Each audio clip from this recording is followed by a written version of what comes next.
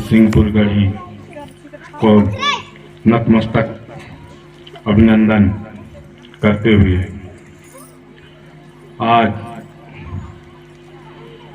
हम सब यहाँ इकट्ठा हुए हैं अपने धर्म संस्कृति को बचाने के उद्देश्य से, और बीच में हमारे सम्माननीय छोटे भाई नारायण सिंह ध्रुवे जी ने अपना वक्तव्य दिया। इसी बात को मैं दोहराते हुए फिर से बोलता हूँ और यह बोलने का प्रयास है कि हमारी कमाई कितनी है, हमको कितना खर्च करना है, इस पर आप विशेष ध्यान रख के अपना शादी विवाह घर द्वार बनाएं। हमें कर्ज लेकर दुनिया को नहीं दिखाना है कि हम बहुत बड़ी शादी कर लिए, बहुत बड़ा घर बना लिए। और कर्जा कर्जा होता है और दूसरे का कर्जा तो एक बार चल जाएगा, शासन का कर्जा नहीं चलेगा, वो आज नहीं कल वसूल कर लेता है।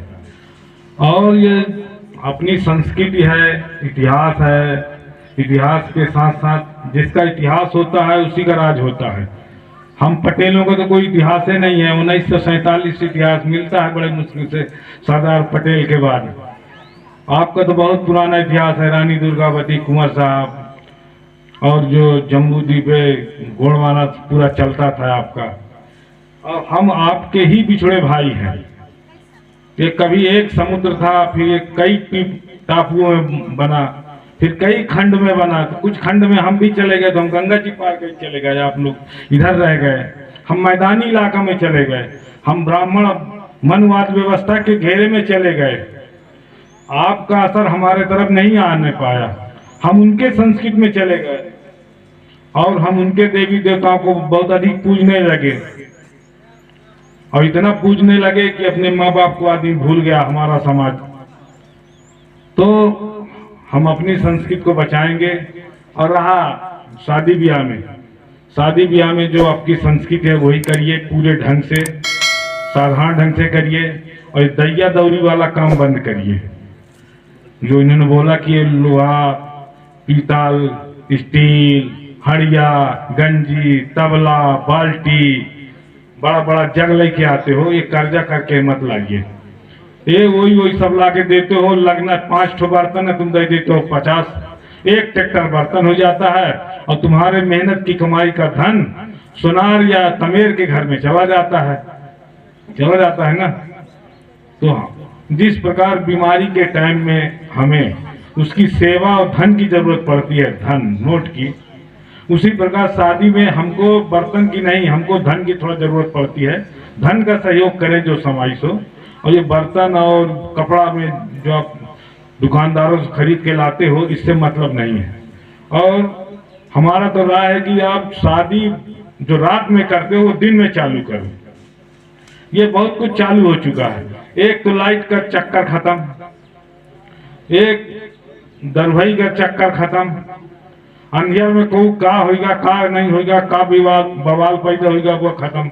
दारू पी के पता चला अंधियार में कुआं में गिर गए, ये तो बवाल खत्म, ये कम खत्म। और एक फिरके में एक जगह शादी करो, भाई की, बहनी की, मामा की, मौसी का पता कर लो कि तुम्हारे घर में कैसे बिटिया बेटवा शादी करेगा। एक डेट का फिक्स करो, एक जगह यहाँ आओ, ये जगह जहाँ निर्मित करो, स्थित करो, वहाँ आओ, एक साथ सबका निमंत्रण दो।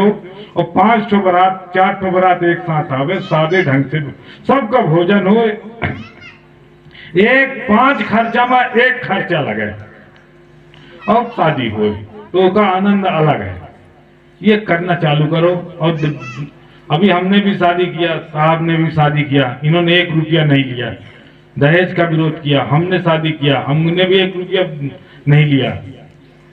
तो और हमने जो शादी करने के बाद जो लिफाफा चलता है उसको भी हमने बंद करवा दिया।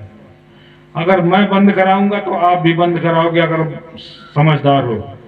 कि कुछ आदमी के पास पैसा नहीं है 100 रुपया, और पार्टी में जाना है, बारात में जाना है, तो पहले 100 रुपया का जुगाड़ करता है लिफाफा के लिए। 5 रुपया का लिफाफा लेता है, फिर 50-100 का जुगाड़ करता है हैसियत के हिसाब से। तब मन बनाता है आगे जाने के लिए। जब ये बंद रहेगा तो बिना मन के भी आदमी पहुंच जाएगा, मेरी जो सोच है।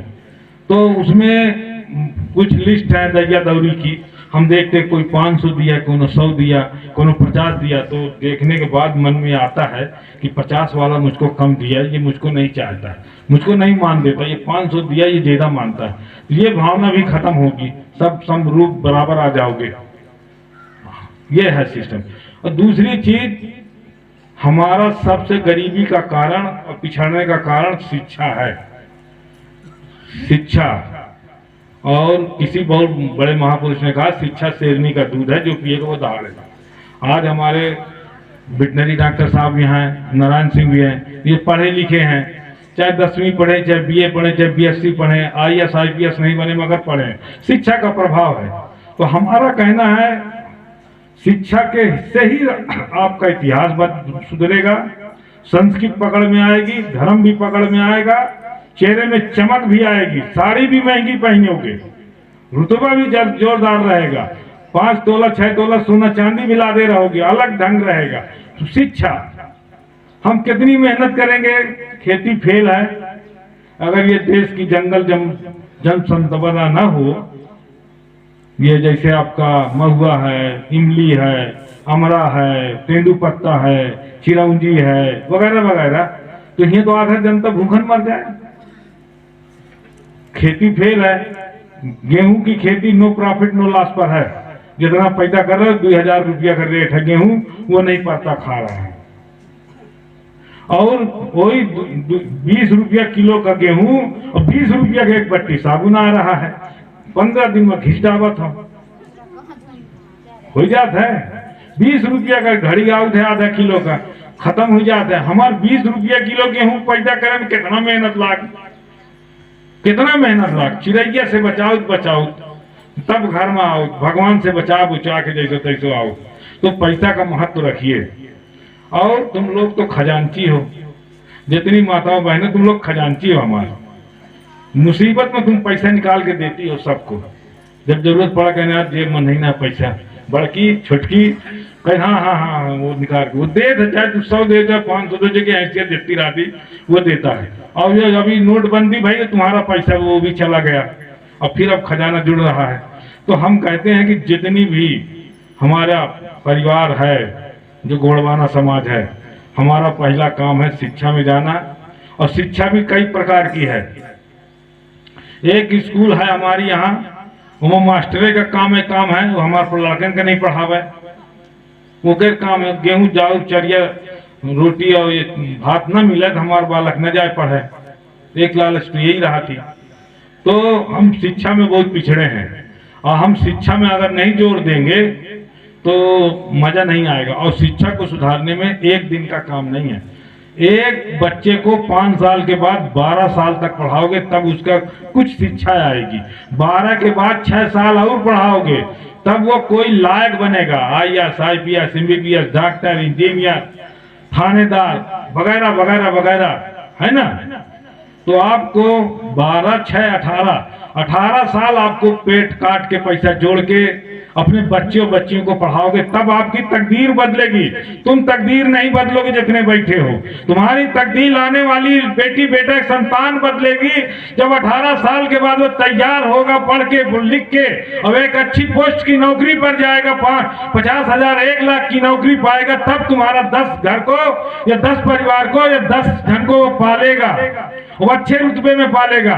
तो तकदीर बदलेगी आपको 20 साल के बाद। हमको आज से मेहनत चालू कर दें, आज से गोड़वाना की तकदीर नहीं बदलने वाली है। इसको आपको 20 साल तक लेके चलना पड़ेगा। इस समूह को, इस छोटे से समूह को बढ़ाते हुए आगे ले जाओगे। 20 साल तक तपस्या करोगे तब आपकी तकदीर बदलेगी। राजनीतिक परिवर्तन आ सकता है। एक विधायक, एक सांसद, एक जिला पंचायत सदस्य, एक सरपंच, एक उप सरपंच, एक बीडीसी बन सकता है। ये एक बनेगा,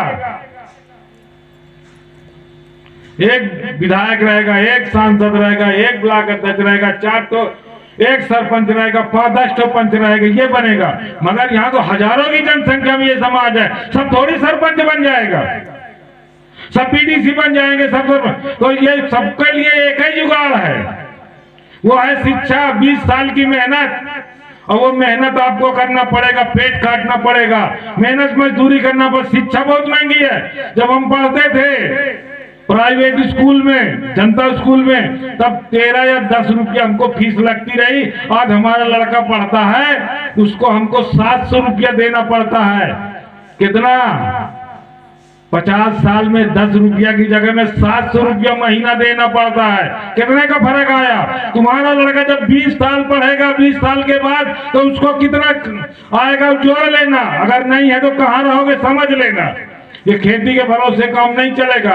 खेती से जीविकोपार्जन चलेगा।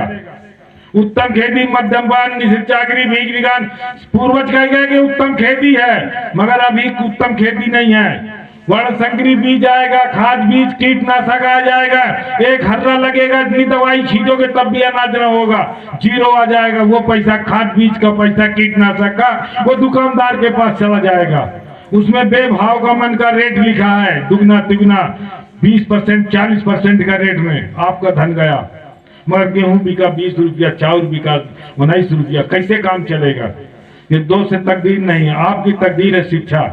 और धर्म को अंगीकार करते हुए, अपने संस्कृत धरोहर को बचाते हुए, वेशभूषा, बोली भाषा, जेवर जाठी, शादी ब्याह, मौत करने के जो अंतिम सिस्टम है, वो भर ज्ञान रहना चाहिए।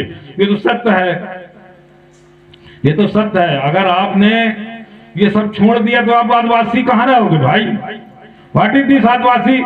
आदिवासी जंगल में हम प्रधान दरबान भी है, उनका तो आदिवासी नहीं बोला जाए, है ना? उनका तो पिछड़ा में डाल देंगे, एससी में डाल देंगे। तो आपकी संस्कृति बची रहेगी, आपकी बोली भाषा। देखो सिंधी जब भी दुकान में जाते होगे तो सिंधी जब बात करता है रेट भाव का, तो अपने बाप से, बेटा से सिंधी में बात करता है। तुम्हारी भाषा में समझ लेता कितने मिलाए, कितने देना, कितना लूटना है। अब तुम नहीं समझ पाते, हम नहीं समझ पाते। अपने भाषा का महत्व देता है ना।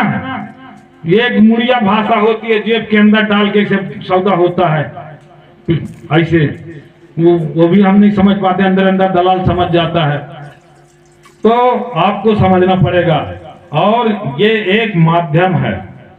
हम आज ये हमारे 5 महापुरुष जो घूमे हैं, अपना समय बर्बाद किए हैं, वो आपको अपना दुनिया का घूमने का, विचरण करने का जो मिला होगा, वो आपको आचरण में करके आपकी तरफ प्रवाह करेंगे, बताएंगे, बता रहे हैं। जरूरी नहीं कि सबे कोई सब पूरे धर्म घूम ले, धर्मचार्य बन जाए, गिने चुने ही चलेंगे। मार्गदर्शन तो एक ही जन करेंगे, सब तो करेगा नहीं। हम इतने ज्ञानवान है नहीं, सबके ज्ञान बराबर नहीं होती। ये खोपड़ी है दुनिया का, इससे बड़ा खोपड़ी किसी की नहीं है। ये एक छोटा सा उदाहरण है। हम लोग जो छुआछूत, जातिवाद और भूत प्रेत, आत्मा परमात्मा, पुनर्जन्म, भागवाद में भटके हुए हैं और परेशान हैं, इसको थोड़ा हट के आपको चलना पड़ेगा और सिस्टम के आधार पर काम करें। नहीं तो हम ये समाज के द्वारा हम राजनीतिक परिवर्तन कर रहे हैं। बोलने वाले महापुरुष ने बोला है राजनीतिक परिवर्तन होगा, और राजनीतिक परिवर्तन हो गया है। घर घर नेता, घर घर महिला नेता है। वो 10, 100, 1,000 रुपया के लाने 5 तो कागज लेके औरत बगल में दावे चली जा रही है कि उसी करावे के लाने। राजनीतिक परिवर्तन हो गया है, नो डाउट, पूछने की जरूरत नहीं है। वो कहा कि अगर 5,000 मुझे मिलेगा तो आदमी से कोई पैसा नहीं मांगेगा, मैं अपन जलवा बनाए रही हूँ। तो राजनीतिक परिवर्तन हुआ, राजनीतिक में आपको आरक्षण मिला। आरक्षण में आज जो नौकरी मिली है वो हमारे मेहनत की नहीं है, किसी महापुरुष ने दिया है। हमारी स्थिति, गरीबी, बदनसीबी, बदहाली सब देख के हमको दे के गया है। जो आज दैराज सरकार कोई एहसान नहीं कर रही, 5 किलो गेहूं, 5 किलो चावल। प्रजातंत्र है, सबको अधिकार है। हम बराबर बराबर जमीन बांटनी चाहिए, बराबर बराबर नौकरी चाहिए, जिसकी जितनी हिस्सेदारी उतनी हिस्सेदारी चाहिए, जितना किला है उतना हिस्सेदारी चाहिए। मगर 5 किलो गेहूं चावल में हमारी हिस्सेदारी बांट दोगे तो हम तो अटक गए। पंडित जी नहीं पा रहे, ठाकुर साहब 5 किलो नहीं ले गए, हम 5 किलो के लाने परेशान है। वो तो हमको गुलाम बनाना चाह रहे हैं। और भूखा आदमी बहुत खतरनाक होता है। भूखा आदमी बहुत खतरनाक होता है, वो क्या कर जाए। ये पेट की भूख सब कोई बर्दाश्त नहीं करता। पथ से औरत पथ भ्रष्ट हो जाती है, आदमी डकैत चोर बेईमान हो जाता है पेट के लिए, और पेट के लिए अपना मुल्क, अपना घर, अपना समाज छोड़ के परदेश जाता है, वहां मर जाता है तो वहां से लाश आती है, वहां सिर्फ पेट के लिए होता है। तो हम लोग पेट के चलते इतना हम किसी महसूस करें कि हम गुलाम हैं, ये छोड़ दीजिए, ये हमारा हक है, जो दे रहा है उसको लीजिए, मगर उसके सहारे उतने में मत रहिए। हमको बहुत आगे जाना है। पूर्वजों का इतिहास इसलिए बताया जा रहा है कि आप तरक्की करो, 5 किलो 10 किलो गेहूं चावल के चक्कर में मत रहो, 1000 रुपया के चक्कर में। आपको 20 साल मेहनत करनी पड़ेगी अपने बच्चों को तैयार करने में, तब आपकी तकदीर बदलेगी। ये मैं कह देता हूँ, और जो बोला हूँ कुछ गलतियां भाई हो क्षमा चाहता हूँ। बस ये जानता हूँ कि अगर ये समाज हमारा विचारवान, गुणवान, नीतिवान बना रहेगा, अनुशासन के अंदर रहेगा, मर्यादा के अंदर रहेगा, कोई भी घर हो, परिवार हो, समाज हो, संगठन हो, मर्यादा में रहेगा मजा आएगा। मर्यादा में ना रहेगा मजा ना आएगा। और शराब तो चली गई है। देखो कबीर पंथ के मानने वालों ने शराब छोड़ दिया, मांस छोड़ दिया, कबीर पंथ मानने वाले ने। हम भी धीरे धीरे इसकी ओर अग्रसर हुए, समझे ना। ये नशा नाश की जड़ है, ये हमको जीने नहीं देगी। और हम विरोध करें, जो अगर गांव में कोई शराब भी बनाता भी है तो वो न बनाए।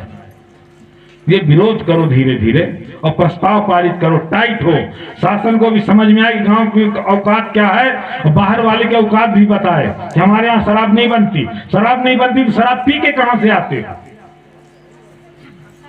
ये बंद होना चाहिए। जय भीम, जय भारत, जय गोड़वाना।